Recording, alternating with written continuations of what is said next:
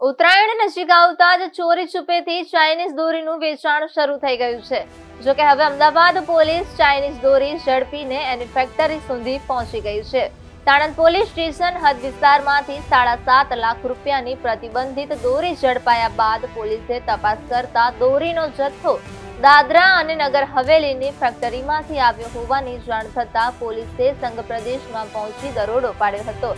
Factory પરથી 43,000 Chinese દોરીની reel સહિત 2.24 કરોડનો મુદ્દામાલ જપ્ત કરી ફેક્ટરી સીલ કરવામાં આવી છે। અમદાવાદ ગ્રામ્ય એસઓજી દ્વારા સાણંદના રણમલ ગામની સીમમાંથી અમૃત રબારીના ફાર્મ હાઉસની ઓરડીમાંથી 7.48 લાખ રૂપિયાની ચાઇનીઝ દોરીનો જથ્થો કબજે કરાયો હતો।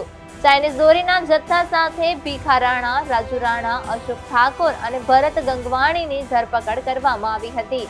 આ ચાઇનીઝ દોરીનો જથ્થો દાદરા અને નગર ખાતેથી બીરેન પટેલે મોકલ્યો હોવાનું સામે આવ્યું હતું। ડીવાયએસપી પ્રકાશ પ્રજાપતિએ જણાવ્યું કે ગ્રામ્ય પોલીસ દ્વારા ઓપરેશન દોરી નામ આપીને અલગ અલગ ટીમો બનાવવામાં આવી હતી। આપ સૌ જાણો છો તેમ ચાઇનીઝ દોરીથી પતંગ ચગાવવા એ જીવલેણ સાબિત થઈ રહ્યું છે। તેમજ પક્ષીઓ અને મનુષ્યોને પણ આનાથી ગંભીર ઈજાઓ પહોંચી રહી છે। જે અંતર્ગત મને રાજ્ય સરકાર દ્વારા તેમજ ગુજરાત રાજ્યના ઉપમુખ્યમંત્રી શ્રી તેમજ પોલીસ ખાતાના વડા શ્રી હર્ષ સંઘવી સાહેબનાઓ દ્વારા આ બાબતે ખાસ ડ્રાઈવ ચલાવી સઘન કાર્યવાહી કરવા સૂચના આપવામાં આવી।